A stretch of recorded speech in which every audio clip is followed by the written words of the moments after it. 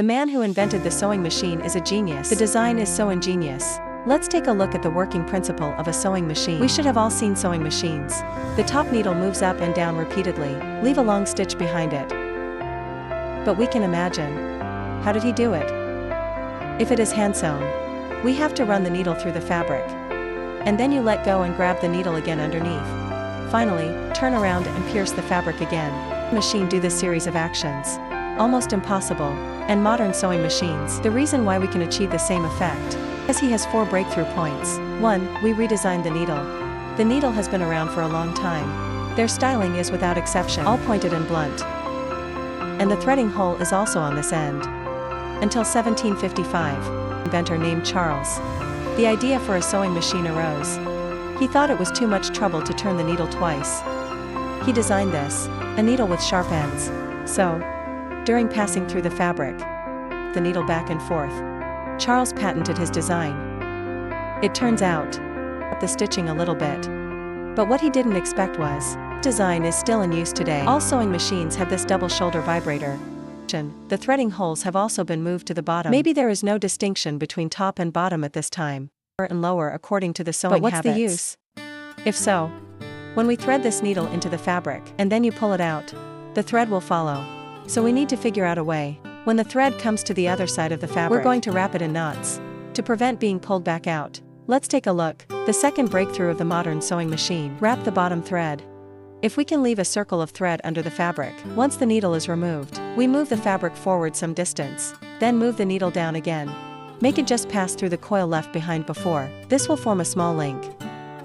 If you keep operating in this way, then a long strip of injection will form on the fabric. That's why it's called the chain shot.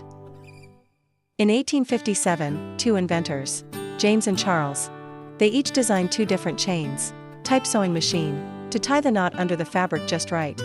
Charles's design uses hooks. Attention, here's the point. The needle goes through the fabric and drives the branch down, through the coil, and the needle moves up. The distance between the threading hole and the fabric is shortened. The coil is forced to bend. It forms an elliptical coil that bulges slightly outward. Just at this moment, the hook on the side snaps through this elliptical coil and stretch it down.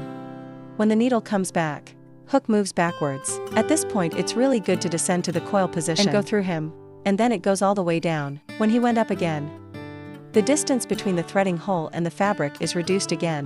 The coil is again squeezed into an elliptical coil.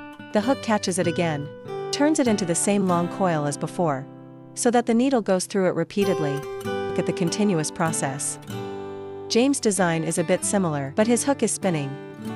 So when it really goes down, the hook rotates just enough to hook the coil, and then do half a turn. The newly hooked coil is released. Repeat the cycle. Don't you think it's subtle? Indeed, human ingenuity is on full display at this moment. But there's a catch to this authentic love story. If the original comes loose somewhere, we can easily extract all the lines. In other words, the original love story is not strong enough. Then, let's take a look at the third breakthrough point of the modern sewing machine. Reinforced authentic. To create a reinforcing effect, we need 2 strands. 1 column, 1 swaying yellow spool, we call it shrinking core. When the needle drops through the fabric, the shrinking core will go directly through the blue coil. Process, a cross is formed. So when the needle goes back, the 2 strands will be twisted and knotted. Like this. Authentic works made in this way are called lock seams, due to its exceptional strength. So there's a lot of these machines out there today. Most of them are over 100 years old at work. At this point, there is still one problem unsolved. That's how the fabric moves. Okay, let's finally look at the modern day. The fourth breakthrough of the sewing machine, automatic cloth movement. To solve this problem, many inventors have tried, but most of them are not very effective. The best one is this Wilson design. There is a washboard-like metal block under the fabric. When you really leave the fabric, the metal blocks will squeeze the fabric from the bottom up. Due to high friction, the metal block will move the fabric back a short section. The distance brings it to the position of the next stitch. This design is still in use today. Almost all machines use this mobile mechanism.